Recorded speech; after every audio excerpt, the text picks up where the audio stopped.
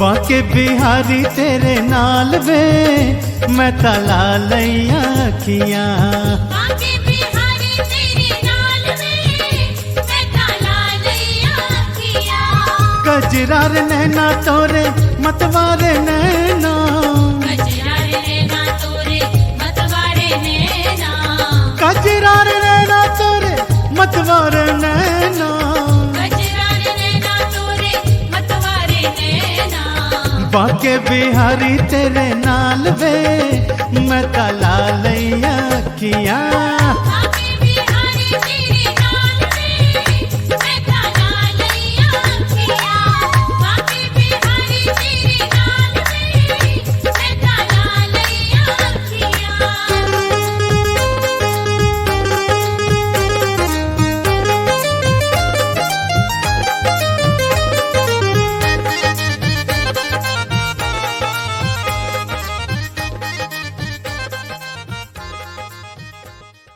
नमस्कार, स्वागत है आपका मथुरा न्यूज 24 में और मैं हूं आपके साथ बलराम शर्मा। हर बार की भांति इस बार भी आप लोगों के लिए कुछ दिलचस्प लाने की कोशिश की है। आज तक हम लोग हरिदास जी को जानते हैं, बांके बिहारी को जानते हैं। लोग बहुत सारी चीजें बताते हैं हरदास जी के बारे में और बांके बिहारी के बारे में, लेकिन आज उन सब चीजों को साक्ष्य के साथ हम लोग आप लोगों तक प्रस्तुत कर रहे हैं। पूरी चीज जहां से बांके बिहारी का प्रागट्य हुआ, साथ में बांके बिहारी नाम ही बिहारी जी का क्यों पड़ा, और तमाम सारी ऐसी चीजें जो कि शायद आपको नहीं पता होंगी और आप पहली बार सुन रहे होंगे। आज इन्हीं तमाम सारी चर्चाओं और चीजों को लेकर और इस सब मतलब एक मैं कहूं सार को लेकर, जिस तरीके से हम लोग देखते हैं, अक्सर हम लोग देखते हैं और सुनते भी हैं, वृंदावन में जो लोग घूमने आए होंगे या जिन लोगों ने वृंदावन का भ्रमण कभी भविष्य में किया होगा, उन सब लोगों ने ये तो देखा होगा कि बांके बिहारी का मंदिर वृंदावन में स्थित है। निधवन जो वन कहा जाता है वो वृंदावन में स्थित है, तो वहां घूमे भी होंगे, लेकिन वहां की महत्वता के बारे में शायद आप लोगों ने नहीं जाना होगा। बांके बिहारी के दर्शन आप लोगों ने जरूर किए होंगे, उस सुंदर छवि को, उस मूर्त को जरूर आपने निहारा होगा, लेकिन उसके भावों को और उस जो प्रतिमा है, जो मूर्ति है, उसको देखकर क्या भाव उसमें प्रकट होते हैं यह आपने नहीं समझा होगा। आज इन सब चीजों को देखते हुए आज हमारे साथ इस पूरे पैनल में, इस चैनल के जो पैनल है, इस पैनल में हरिदास संप्रदाय के जो पीठाधीश्वर हैं, आचार्य महामंडलेश्वर श्री स्वामी राधा प्रसाद जी महाराज हमारे साथ इस समय मौजूद हैं। चर्चाओं का दौर स्टार्ट करेंगे, उससे पहले मैं आपको बता दूं, अटल्ला चुंगी से 100 कदम की दूरी पर ललित कुंज स्थित है। यही महाराज जी का आश्रम है, बहुत सुंदर आश्रम है। जब आप यहां आओगे, यहां के दर्शन करोगे, मेरे पीछे आप देख रहे होंगे जो आपको स्वरूप दिखाई दे रहा है, यह यहीं का मंदिर है। और वाकई में अगर इस दृश्य को अगर प्रेम से निहारो तो एकटक आंखें बिल्कुल टिकी रह जाती हैं और ऐसा लगता है कि बस निहारते रहो, निहारते रहो, निहारते रहो। स्वरूप बहुत प्यारा है, बहुत सुंदर स्वरूप है। तो चर्चाओं का क्रम जारी करते हैं। हमारे साथ महाराज श्री मौजूद ही हैं। पहले तो महाराज जी बहुत बहुत स्वागत हमारे चैनल में। हालांकि महाराज जी से बड़ा निवेदन करने के बाद में महाराज जी का समय प्राप्त हुआ है, क्योंकि महाराज जी बहुत बिजी रहते हैं। बिजी इसलिए क्योंकि एक तो सेवा पूजा, संत का स्वभाव ही सेवा करना है, ध्यान में मग्न रहना है, लेकिन महाराज जी द्वारा 56 जो ग्रंथ मतलब पुस्तक हैं उनका लिखी है महाराज जी ने। स्वयं महाराज जी द्वारा रचित 56 पुस्तकें हैं। उनमें स्वामी जी की पूरी जीवनी, मैं कहूं शुरू से लेकर और अंतिम तक सब कुछ है। और क्या इस जो परंपरा है, इस परंपरा का किस तरीके से निर्वहन किया गया है, क्या इस परंपरा में है, सब कुछ उन जो पुस्तक हैं उनमें लिखा हुआ है। वो मैं महाराज जी से जान लूंगा अंतिम में कि किस तरीके से लोगों को वो पढ़ने के लिए या कैसे उनको वो माध्यम से मिल सकती हैं, वो लास्ट में जान लेंगे। लेकिन सबसे पहला मेरा सवाल आप लोगों के द्वारा ही। महाराज जी पहले तो बहुत बहुत स्वागत। और इसी के साथ महाराज जी मेरा सबसे पहला जो क्वेश्चन आपसे है वह यही है कि बांके बिहारी नाम बिहारी जी का क्यों पड़ा, और सबसे बड़ी बात, बांके बिहारी जी प्रकट कैसे हुए?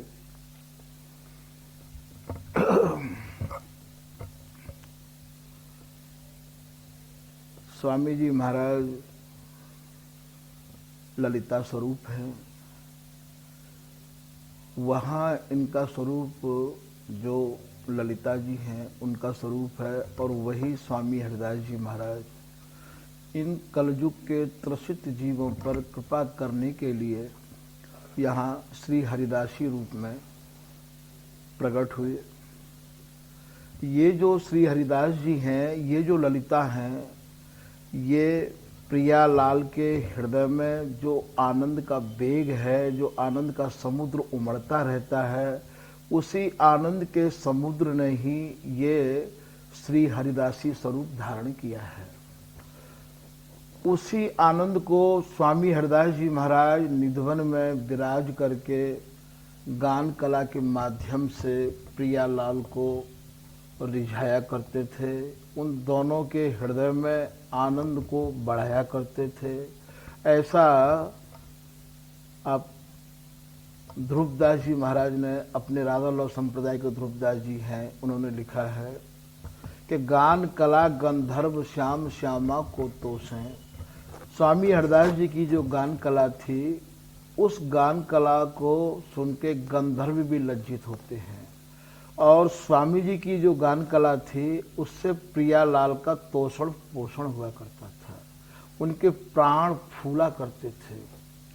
ऐसे स्वामी जी महाराज अनवरत आठोयाम एक रस प्रियालाल को लाड़ लड़ाने के लिए, छिन छिन में नव नव रंग बढ़ाने के लिए ही गाया करते थे। एक बार ऐसे ही जब ये श्री ललिता यहाँ हरिदासी स्वरूप से प्रकट हो गई, इन्होंने श्री हरिदासी स्वरूप धारण कर लिया, तब श्री बिहारी जी महाराज के मन में ये भाव आया कि ललिता तुम तो धराधाम पर हरिदासी स्वरूप से चली गई, यहाँ मैं अब तुम्हारी प्रकट सेवा लेना चाहता हूँ, उस सेवा के बगैर रहना नहीं चाहता। बहुत बिहारी जी महाराज के निवेदन करने पर स्वामी हरिदास जी महाराज ने उन्हें प्रकट होने की आज्ञा दे दी। प्रकट होने की आज्ञा दी तो बोले ठीक है, आप अपना स्वरूप धारण कर लो, और जुगल न इन बिन रही सके अपने मन कीन विचार, ललिता हरिदासी भई अब हम हूँ बकुले धार। हम भी जो है कोई स्वरूप आप आदेश करें तो वो धारण कर ले। जैसे ही बिहारी जी महाराज की प्रार्थना स्वीकार करके ये ललिता हरिदासी ने उन्हें प्रकट होने की आज्ञा दे दी, तब प्रिया जी उन्हें निहार रही हैं, ललिता जी को कह रही हैं कि ललिता तुमने इनको तो प्रकट होने की आज्ञा दे दी, मैं इनके बगैर कैसे रहूंगी।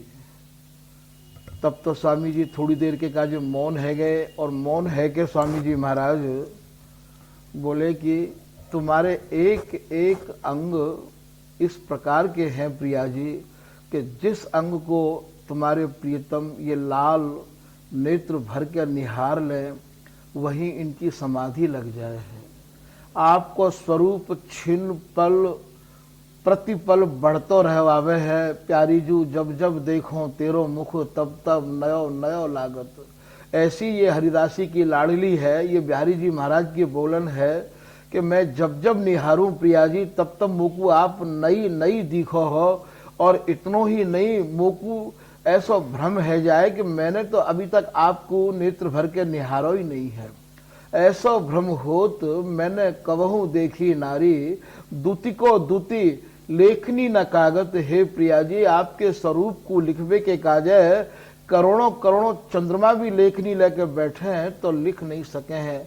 ऐसी प्रिया जी से स्वामी जी महाराज कह रहे हैं कि हे प्रिया जी यदि आप धराधाम पे प्रकट होंगी तो या को मतलब तो ये है कि आपके दर्शन करके कोई भी वापस अपने घर जा नहीं पाएगा, या हमारे मेरी तो आपको आज्ञा नहीं है कि आप धराधाम पे प्रकट हों।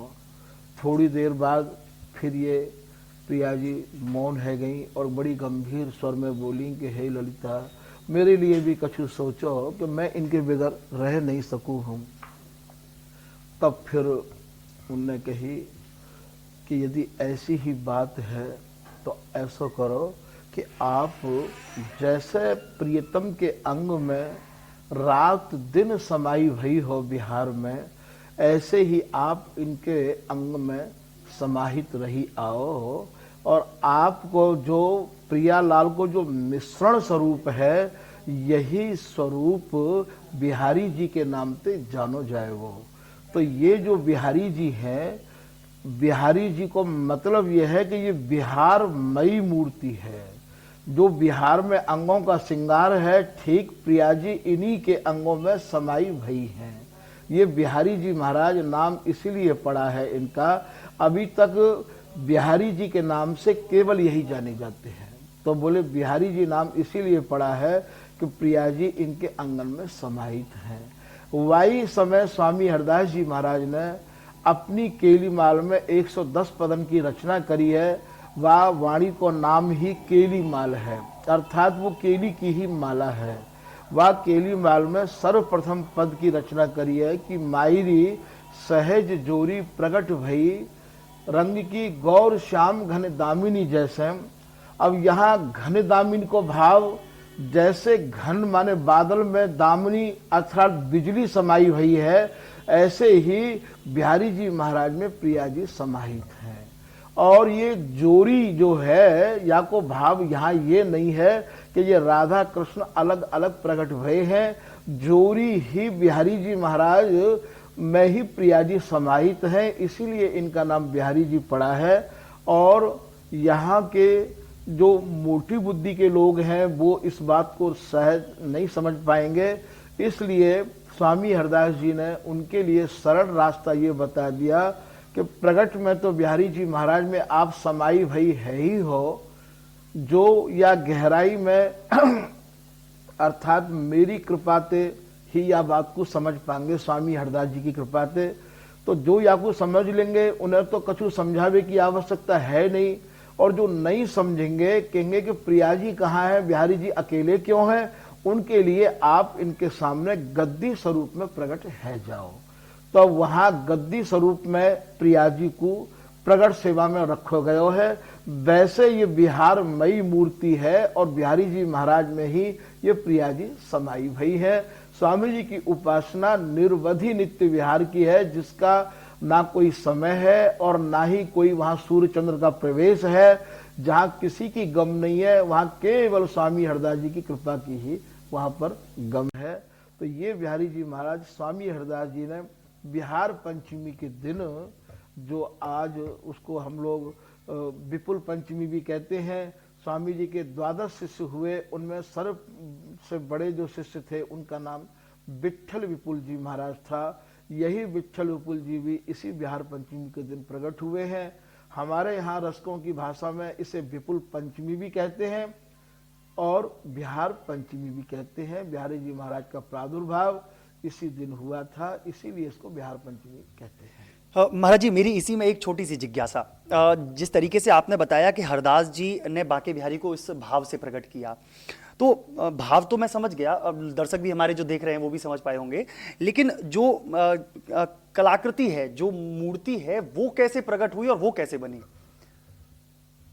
स्वामी हरदास जी का यहाँ निधिवन राज में जो आप दर्शन दे रहे हैं वो तो यहाँ हरिदासी स्वरूप में दे रहे हैं, वहाँ इनका स्वरूप ललिता जी का है। जिस समय प्रिया और लाल जी से वार्ता चल रही थी, उसी वार्ता में प्रिया जी इनके अंगों में समाहित जैसी थी वैसी हो गई, और ऐसा लग रहा था कि जैसे मानो हेम मणि में नील मणि ऐसी धसी है, ऐसी समाहित हो गई है कि इनके अंग जो है अलग ही नील अलग चमक रहे थे और हेम अलग चमक रहे थे। ऐसी ही स्थिति में यहाँ स्वामी हरदास जी महाराज निधिवन राज में एक लता मंदिर के नीचे बैठ करके इस लीला को और इस दृश्य को देख रहे थे, निहार रहे थे।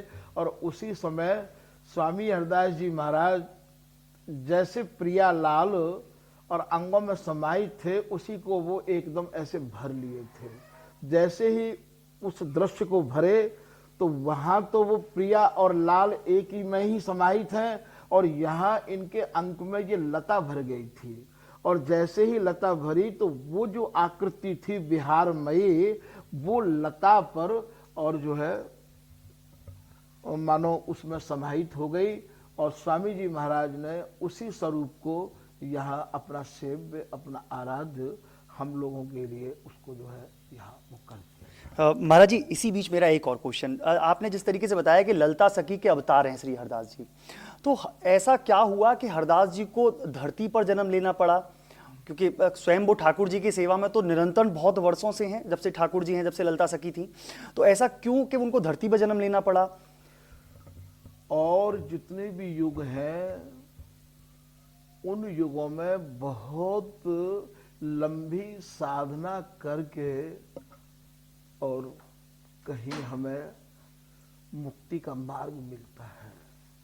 और स्वामी हरदास जी महाराज ने ऐसा सरल मार्ग इस कलयुग के जीव के लिए ढूंढा, क्योंकि कलयुग का जो जीव है वो अनभिज्ञ है, अल्पज्ञ है।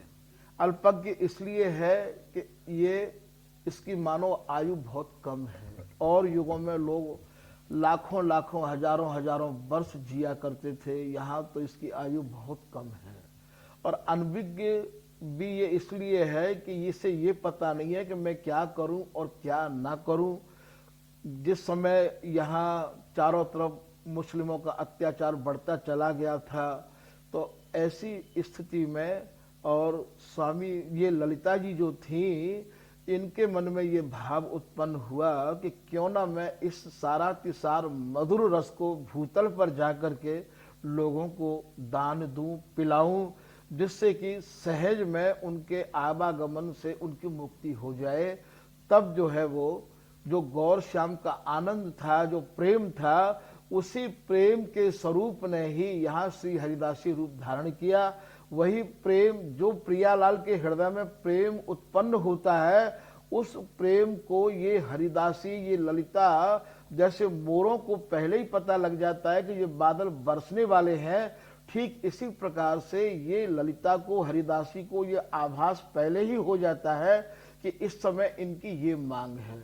विहार करते करते इनके मन में जो चलता है उसको भी ये हरिदासी जान जाती है। ऐसे हमारी वाणियों में लिखा हुआ है कि तत्सुख मद छिन छिन सुखित अपसुख गंध न लेस, किशोर दास या भाव को सूक्ष्म दुर्गम देश। सूक्ष्म दुर्गम देश के ये श्री हरिदास नरेश, किए द्रगन को आरसी सजत सिंगार सुपेश। जैसे सूक्ष्मदर्शी यंत्र के बिगर महीन कीड़े अर्थात दही भी कीड़ों से ही सुसज्जित है, वो नहीं समझा जाता है, देखा जाता है। ऐसे ही स्वामी जी महाराज के सूक्ष्म रस देश को स्वामी जी की बिगर कृपा के समझना असंभव है।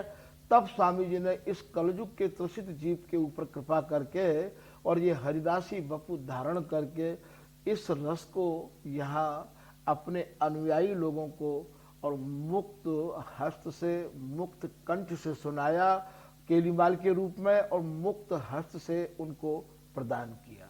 महाराज जी, इसी बीच मेरा एक क्वेश्चन है। जैसे महाप्रभु जी हुए जो संत, विरक्त संत में आते हैं, हरदास जी हुए विरक्त संत में आते हैं, और जो हरिवंश जी हैं एक वो हुए, और एक हरिराम व्यास जी।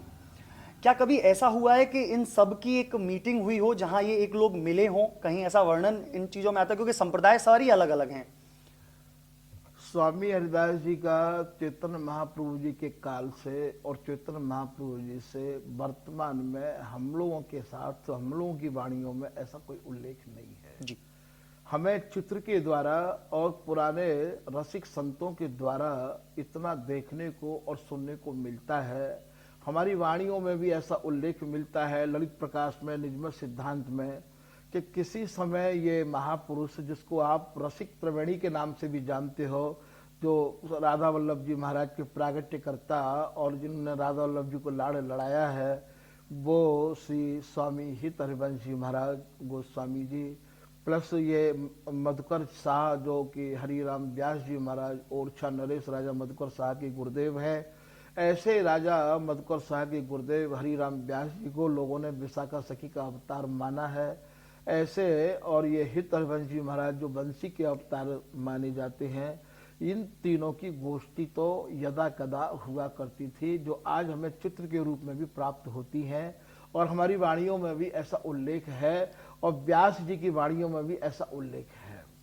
तो ये जो है आपस में बैठ करके अपने अपने रस की चर्चाएं किया करते थे, और इन लोगों में आपस में इस प्रकार का प्यार था कि वो इस चित्र के देखने से, जो कि आज ललित कुंज में वो चित्र स्थित है और भी अन्य जगह पर वो चित्र स्थित है, इस चित्र को देखने से और आपको ये लगेगा कि ये उस समय संप्रदाय रहित थे। इन तीनों के माथे पर कोई भी प्रकार का कोई तिलक नहीं है।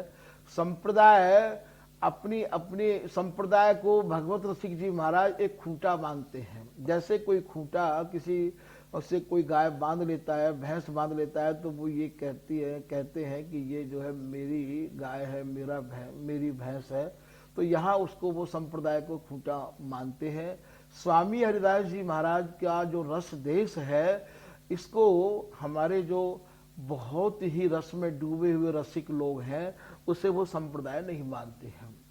स्वामी हरिदास जी को श्री भगवत रसिक जी महाराज रस का गुरु मानते हैं, रस के आचार्य मानते हैं। कि वो लिखते हैं कि बल जई हो श्री रस का आचार्य, नित्य विहार प्रकट कियो जिनने। कहाँ से लाए इस रस को, नित्य विहार को? मथ निज हृदय, अपने ही हृदय को मंथन करके, और स्वामी जी महाराज ने इस नित्य विहार को धरातल पर प्रकट किया है। अब उनके हृदय में क्या भरा था? उनके हृदय में तो प्रियालाल का नित्य विहार भरा हुआ था। उसी नित्य विहार को स्वामी जी ने हम जीवों के लिए इस धरातल पर यहाँ सुलभ किया है। तो मथ निज हृदय, अपने ही हृदय को मथ करके, और ये स्वामी हरदास जी नित्य विहार को लाए हैं।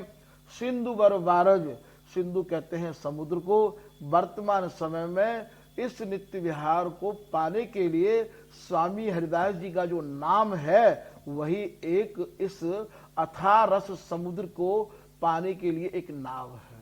श्री हरिदास नौका नाम चढ़, जे उतर गए भव पारते, दर्शी अनुपम माधुरी मन मुदित नित्य विहारते। ऐसे जो है स्वामी हरदास जी महाराज हैं। तो ये आपस में सब चर्चा किया करते थे। ऐसा ललित प्रकाश में भी लिखा है कि आपन आपन आसन ते सब बैठ गए एक ठौर सवैजू, सम्मत संत महंत की अब ताये सुनो रस खान अवैजू।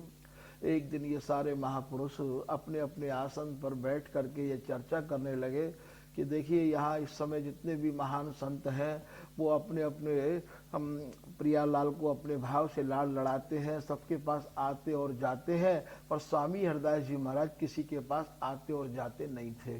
तो क्या बोले, ये हमेशा भाव समाधि में, रस समाधि में मगन रहते हैं। कहीं कहीं कुछ ऐसा है जो स्वामी जी का कुछ विशेष है क्या?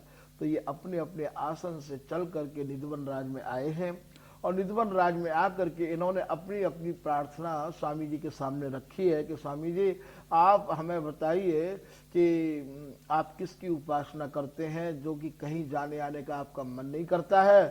तो स्वामी जी ही बड़ी करुणा भरे इनसे बोले कि आप किनकी करते हो, जिनकी आप करते हो उनकी हम करते हैं। ऐसे इनको महाराज जी ने अपनी वस्तु निकाल के नहीं दी, और इनको इन्हीं की वस्तु कोई प्रधान बता के इन्हें समझा दिया।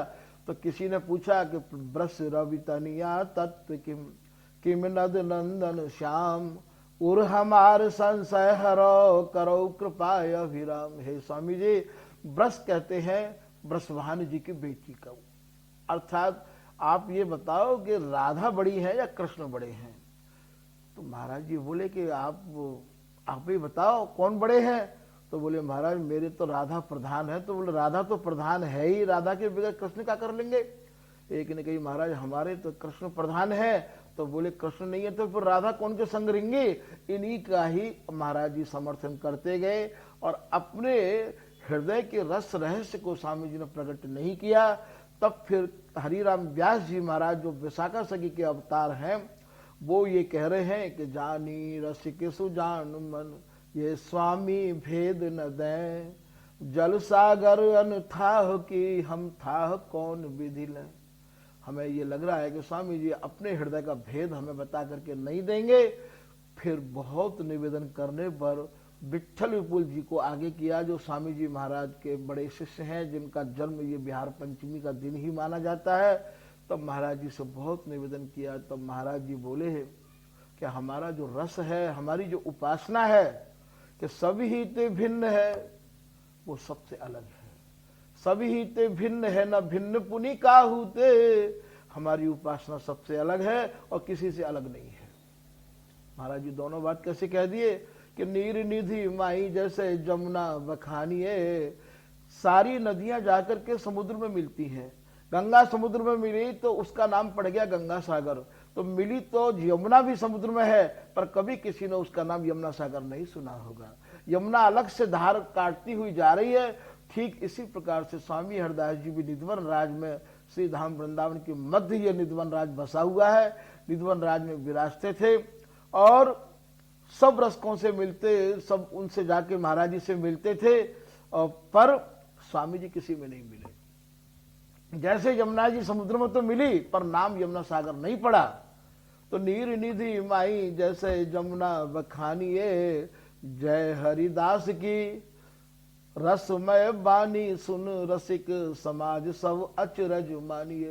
तो ये रसिक समाज का मतलब यह है कि उस समय ये रसिकों की समाज महाराज जी के पास आई हुई थी और सारे के सारे जो है आश्चर्य में रह गए कि महाराज जी आपने तो हमको थोड़े में ही बहुत कुछ समझा दिया।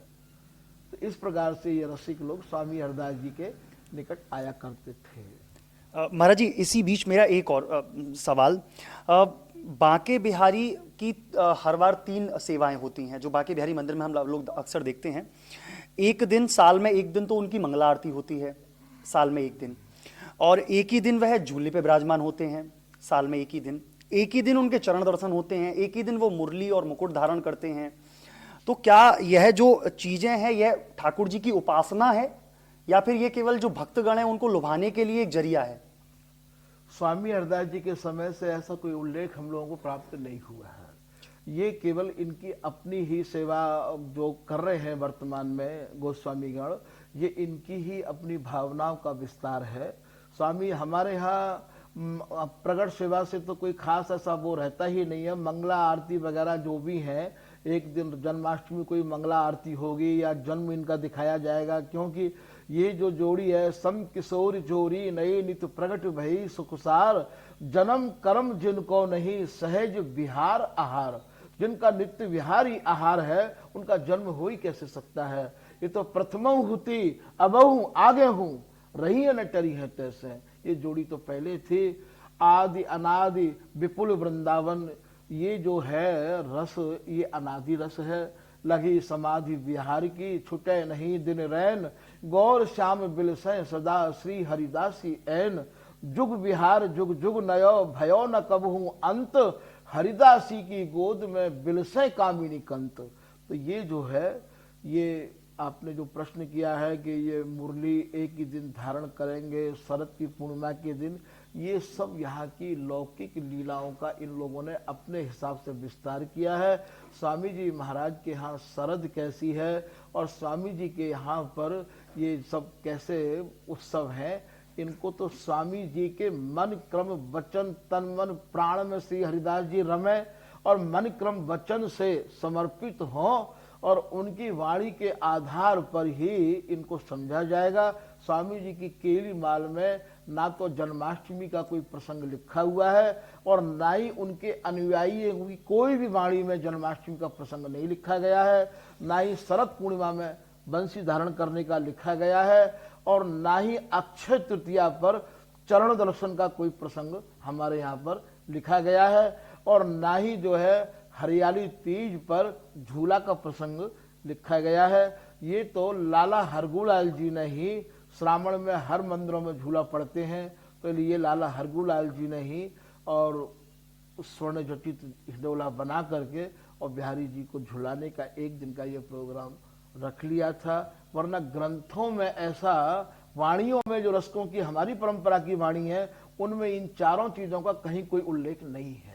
जी महाराज जी, एक सवाल और मेरा, जिस तरीके से हम एक चित्र देखते हैं कि स्वामी हरदास जी की गोद में एक तरफ श्री कृष्ण भगवान बैठे हुए हैं, एक तरफ राधा जी बैठी हुई हैं और हरदास जी उन्हें कुछ सुना रहे हैं, कुछ राग सुना रहे हैं। हालांकि ध्रुपद महाराज जी की ही देन थी, स्वामी जी की ही देन थी, स्वामी जी द्वारा ही ध्रुपद का आविष्कार बनाया गया, उसको मतलब कहा गया उस ध्रुपद को।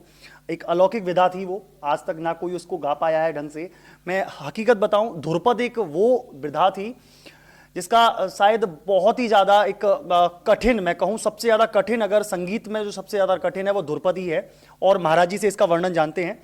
महाराज जी, पहले तो ध्रुपद और फिर वो कैसे वो दोनों स्वरूप जो दिखाया जाता है, जो दर्शाया जाता है, जो चित्रपट में हम कभी कभार देखते हैं, वो स्वरूप क्या है?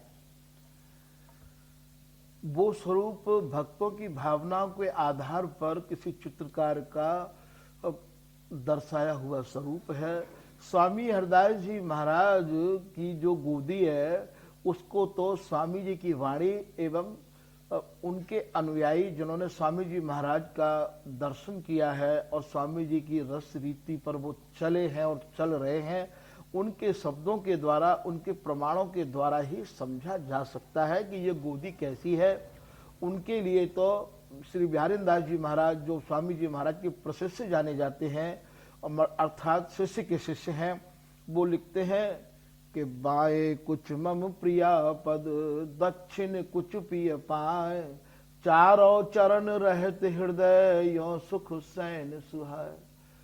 ये जो हमारा वक्षस्थल है, ये बायां जो वक्ष है, ये मानो प्रिया जी है और ये लाल है, प्रकट यहाँ भावना करने के लिए। और ये चारों चरण अर्थात ये प्रिया और लाल, ये स्वामी हरदास जी महाराज की हृदय रूपी गोदी में, अर्थात उनके उर में, हृदय में, इसी को ही हमारी उपासना में गोदी दर्शाया गया है। और इसी में ही वो हमेशा विहार में मगन रहते हैं।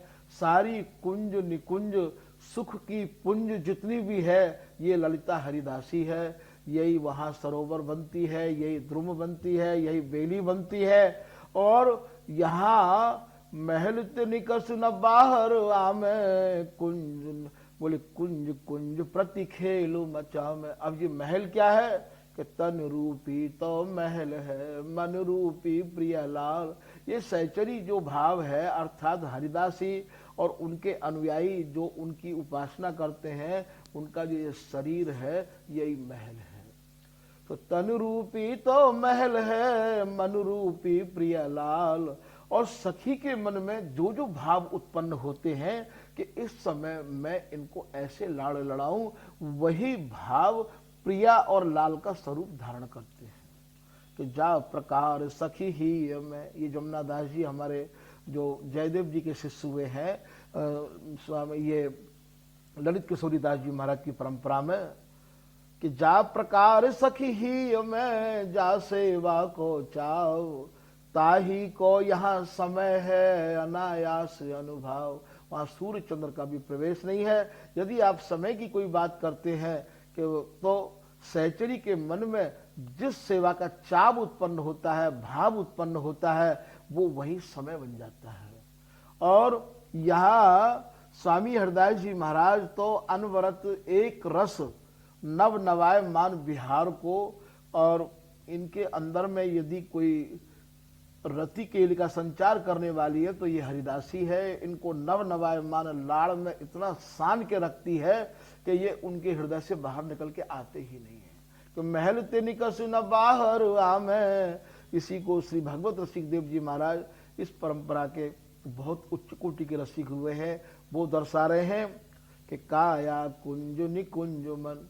तो बोले आप हमें ये बताइए कि ये जो कुंज है ये कहाँ स्थित है? ये कुंज, तो ये जो कुंज है, ये सहचरी की जो काया है, यही ये कुंज है। और बोले महाराज निकुंज किसको कहते हैं? बोले सहचरी का जो मन है वही निकुंज है। काया कुंज निकुंज मन। तो बोले महाराज जी ये कुंज और निकुंज तो आपने हमें समझा दिया, हमारी समझ में आ गई। अब इसके दरवाजे कहाँ हैं? ये नयन द्वार अभिराम। तो बोले ये कुंज और निकुंज टिकी किस पर है? बोले भगवत हृदय सरोज सुख खेल श्यामा श्याम।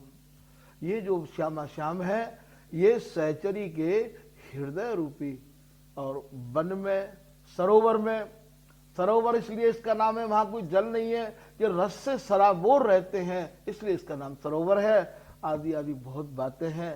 तो ये जो है स्वामी हरिदास जी महाराज, इन्हें यहाँ पर भगवान भी नहीं कह सकते, इन्हें यहाँ कृष्ण भी नहीं कह सकते, इन्हें तो केवल मधुर उपासना के नामों से ही यहाँ समझा और जाना जाता है।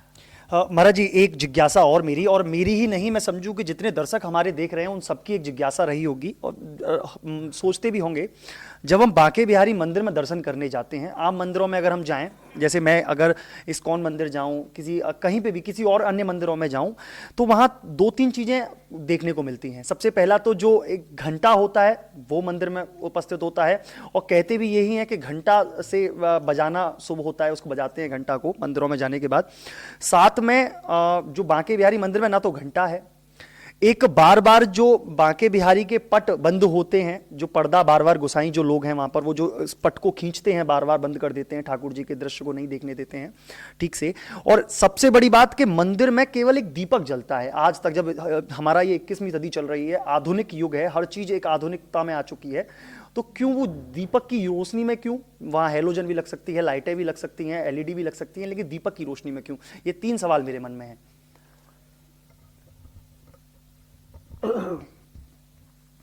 घंटा, ये जो बिहारी जी महाराज हैं, इनकी ये बिहारमयी मूर्ति है, ये बिहार में मगन है।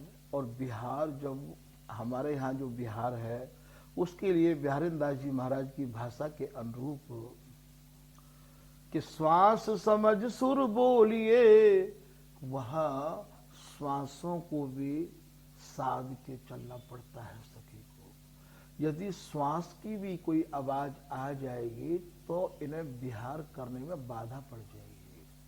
तो श्वास समझ सुर बोलिए, डोल नैन की कोर, और यदि तुम्हारी नेत्र की कोर यदि चंचलता करेंगी और डोलेंगी, और तुमने यदि कुछ बोल दिया, तो ये बैनन चैन न पावहीं, बिहरे जुगल किशोर, ये ऐसे बिहार में मगन है कि इन्हें श्वास का भी रोम रोम तन यही सुख बिलसत, भोजन भूख न प्यास, रसिक बिहारी जो मगन रहत रस, सहत न खटक उसास।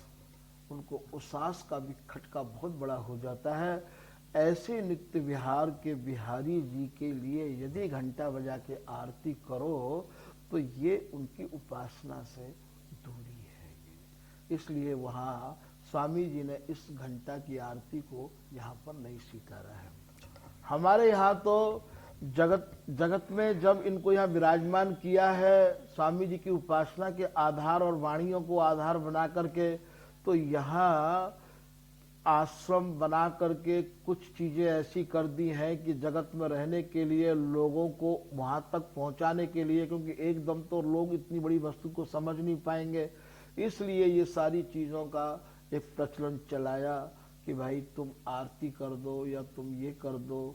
वरना स्वामी जी की रस रीति में इन सब चीजों का कोई समावेश नहीं है। आरती का भाव यहाँ पुकार है, इच्छा है, चाहना है।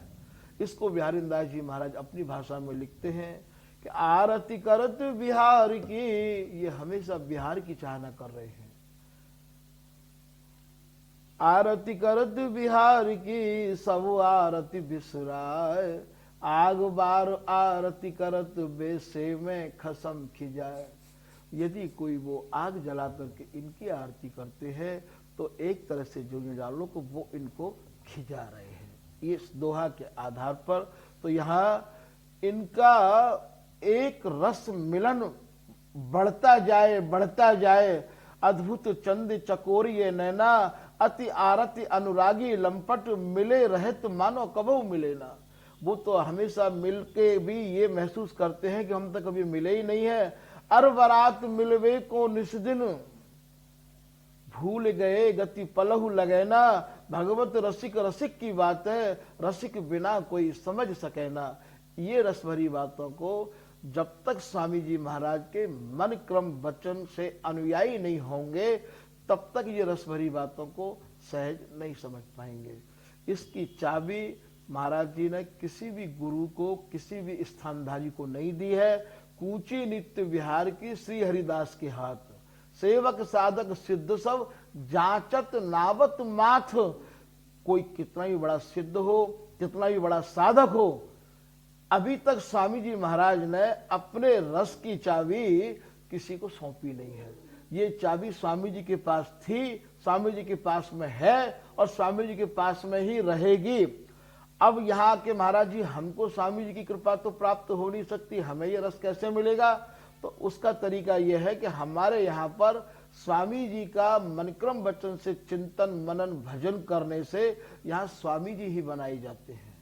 ऐसा कि पारस में और संत में इतनो अंतर जान, बेलोहा सोना करें ये करें आप समान। ये अपने समान, जैसे एक भृंगी कीड़ा नाली के किसी गंदे कीड़े को पकड़ लाता है। भृंगी को कभी आपने देखा होगा, वो पीला पीला ततैया जैसा होता है और घरों में मिट्टी के घरौंदे बनाता है। वो भृंगी कीड़ा नाली के किसी भी गंदे कीड़े को पकड़ के ला के और उसमें बंद कर देता है और उसे वो भुनभुन भुनभुन आवाज सुनाता रहता है। एक दिन वही नाली का गंदा कीड़ा भृंगी बन के निकलता है। ठीक इसी प्रकार से स्वामी जी का मनक्रम वचन से भजन करके, इनकी शरण में रह के, स्वामी जी के सिवाय और कोई मन में ना लावे किसी भी बात को, तो एक दिन स्वामी जी उसे अपने समान बना लेते हैं, स्वामी जी बना लेते हैं। और जब स्वामी जी अपने समान बना लेंगे तो फिर इस विहार का अवलोकन करने में देरी क्या रह जाएगी।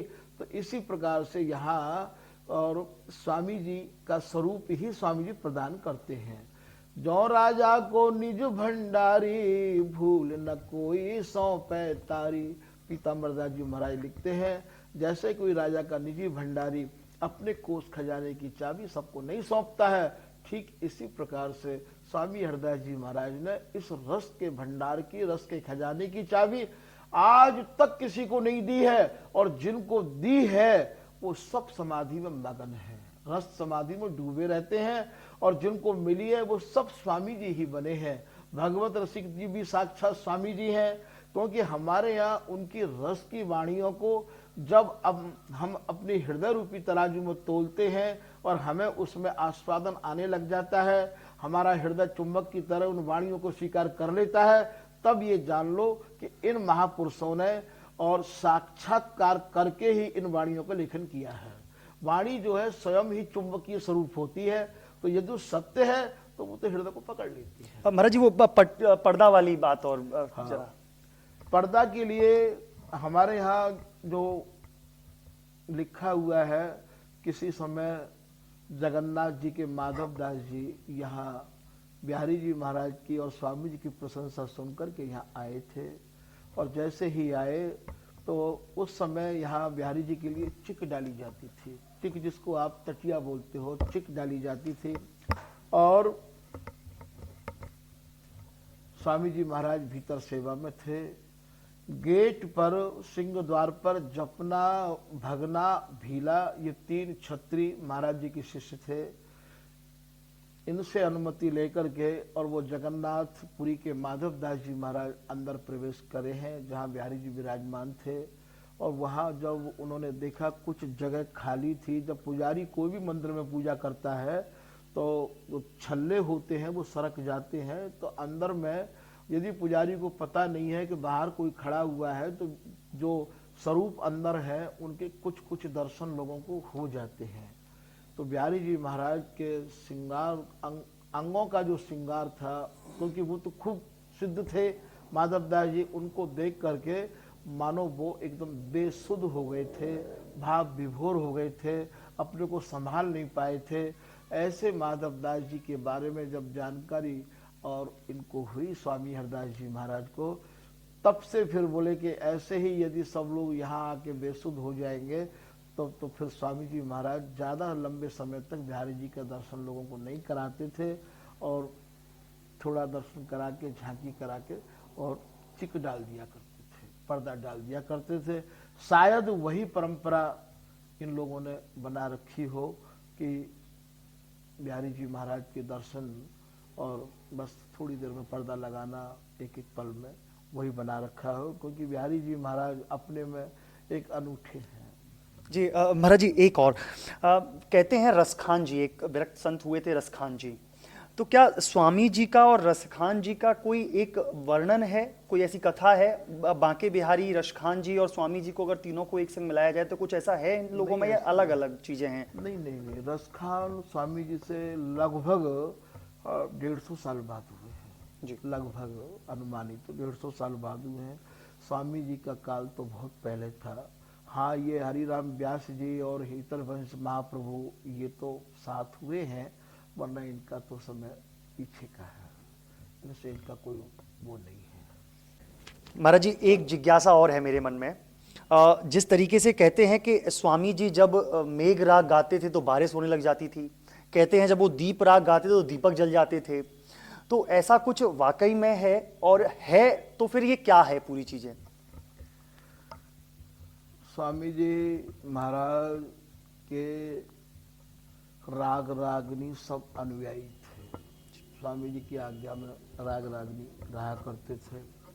यहाँ तक कि स्वामी जी राग गाए तो जो पक्षियों के अंडे जो आज ही हुए हैं, अंडे आज दिए हैं, वो अंडे भी जितने समय स्वामी जी गाते थे उतने समय में वो पक के फूट के और उसमें से बच्चा प्रकट होकर के वो भी उनके राग को सुनता था। ऐसा ललित प्रकाश में उल्लेख है। जहाँ स्वामी जी गाते थे, यदि इस शाखा पर बंदर की माँ बैठी है, उस पर उसका बच्चा बैठा है, तो वो उसी शाखा पर बैठा रहता था, उस शाखा को छोड़ करके वो इस शाखा पर आ नहीं सकता था।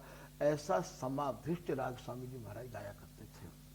तो स्वामी जी महाराज राग रागनी जो भी गाते इतनी तन्मयता से गाते कि यदि ग्रीष्म ऋतु है तो मेघ वर्षा करना प्रारंभ कर देते थे।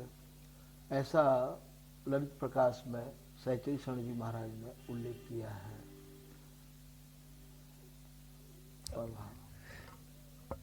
कट कर लिया जाएगा, मैं फिर दोबारा बोलूंगा। नहीं नहीं, यूं महाराज जी, एक चीज़ और, हम लोगों के यहाँ अगर जैसे हम अन्य मंदिरों में जाते हैं, वृंदावन में तमाम सारे मंदिर हैं, तो जब हम मंदिरों में जाते हैं तो अलग अलग, जैसे कहीं भजन संध्या हो रही है तो कहीं नृत्य हो रहा है ठाकुर जी से जुड़ा हुआ, लेकिन जब हम टटिया स्थान जाते हैं या निधवन जाते हैं तो वहाँ पर हमको जो ये संप्रदाय का जो एक गीत होता है, जिसे हम लोग समाज गायन कहते हैं, यह देखने को मिलता है।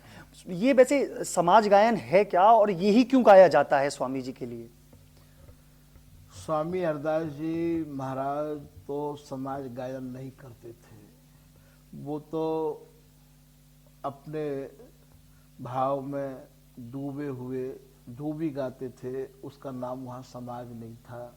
समाज का भाव ये होता है कि उसमें और भी वाद्य होते हैं, जो मृदंग है, बाजा है, और ये आपका तानपुरा है, सारंगी है, पुराने वाद्य हैं। ये बाजा तो नया वाद्य है।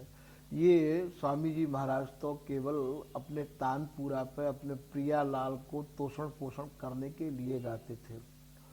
बहुत लंबे समय के बाद में स्वामी जी की 6वीं पीढ़ी में एक महापुरुष हुए जिनका नाम हुआ रसिक दास जी महाराज, जिनका आज ये रसिक बिहारी मंदिर बनखंडी महादेव पर आज वहाँ रसिक बिहारी जी विराजमान हैं।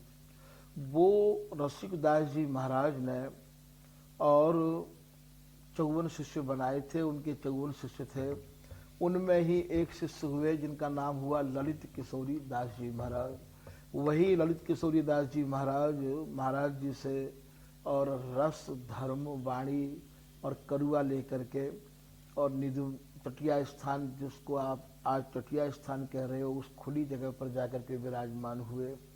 और वहाँ यमुना जी का किनारा था और बालू थी, और किसी समय जो है वहाँ और बाघ और बाघनी बैठे रहा करते थे, क्योंकि जंगल का जीव, ये 320 साल पहले की बात है, वहाँ बैठे रहते थे। उनकी सुरक्षा के लिए उनके शिष्यों ने वहाँ बांस की टटिया लगा दी थी, इसलिए उसका नाम टटिया स्थान पड़ गया। और महाराज जी के मन में ये भाव उत्पन्न हुआ कि स्वामी हरदास जी का उत्सव मनाया जाए, और उत्सव को कैसे मनाएं।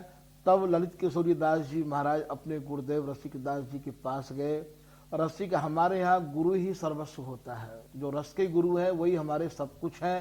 तो रसिक दास जी महाराज ने उनसे पहले जो अनुयायी थे, स्वामी हरदास जी, विठल फूलदेव जी, बिहारिंद दास जी, नागरी दास जी, सरस दास जी, नरहरि दास जी, उनके द्वारा जो रचित पद थे रस के, उन्हीं पदों की एक श्रृंखला बना दी और उस सब की एक सीमा बना दी कि आप जो है 7 दिन तक स्वामी हरदास जी महाराज का प्रतिपदा से लेकर के द्वितीया से लेकर के अष्टमी तक आप इन पदों को गायन करोगे, तब आपको वो लक्ष्य प्राप्त हो जाएगा। ऐसे जो है इन आचार्यों की समाज गायन के रूप में महाराज जी के जितने भी शिष्य थे वो सब जो एकत्रित होकर के बैठते थे और ललित किशोरी दास जी महाराज ने ही इस समाज का प्रादुर्भाव किया है।